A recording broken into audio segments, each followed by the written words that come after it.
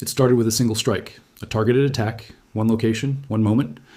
But now, that moment is no longer isolated, because in the early hours of the morning, explosions were reported across multiple countries, energy facilities, strategic locations, critical infrastructure, all coming under attack almost simultaneously, from Qatar to the United Arab Emirates to Saudi Arabia.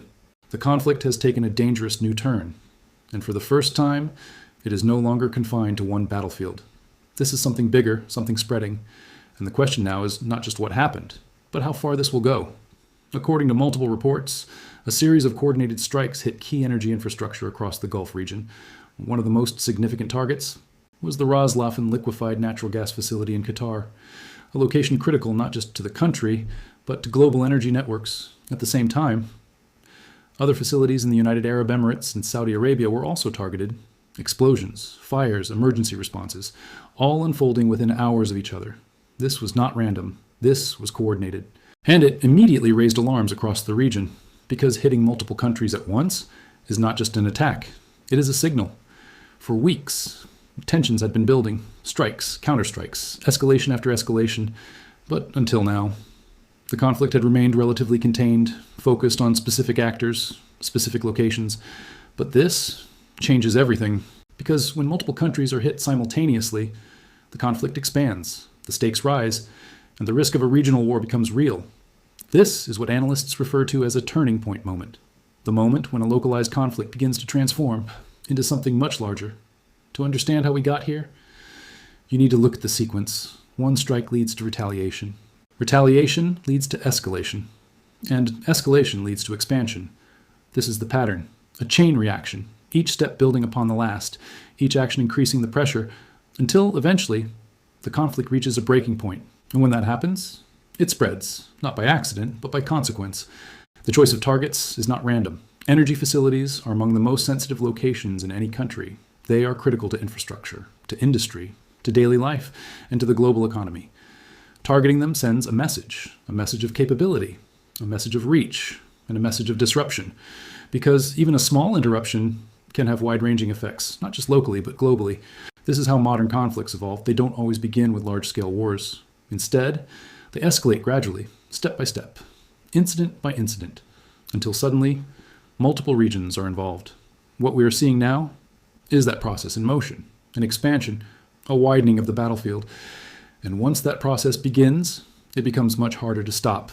One of the most dangerous aspects of this development is the number of countries now affected. This is no longer a single confrontation. It is becoming a multi-country situation. And that changes the dynamics completely, because each country has its own interests, its own alliances, its own responses. And when multiple responses begin to interact, the situation becomes unpredictable. The biggest concern now is escalation, not just continued attacks, but a broader confrontation. Because when strategic infrastructure is targeted, the pressure to respond increases, and responses can quickly escalate.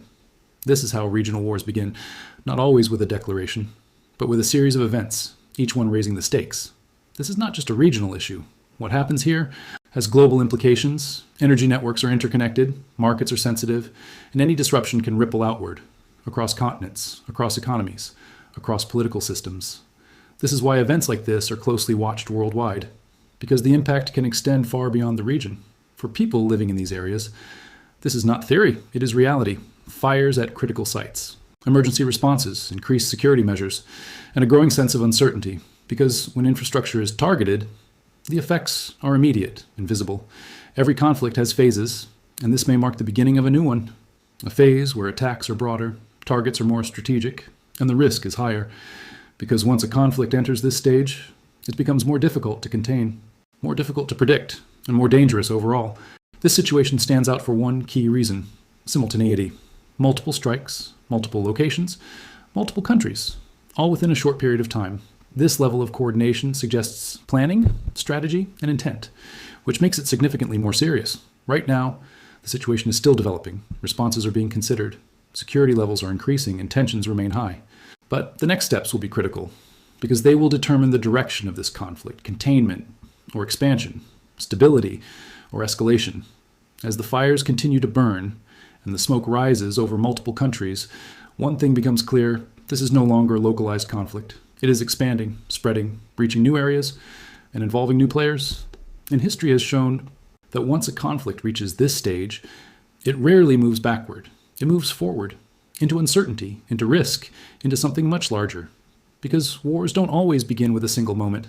Sometimes they begin with a series of events, quietly building, slowly spreading, until one day the entire region is involved, and by then it is no longer a question of if it will escalate, but how far it will go.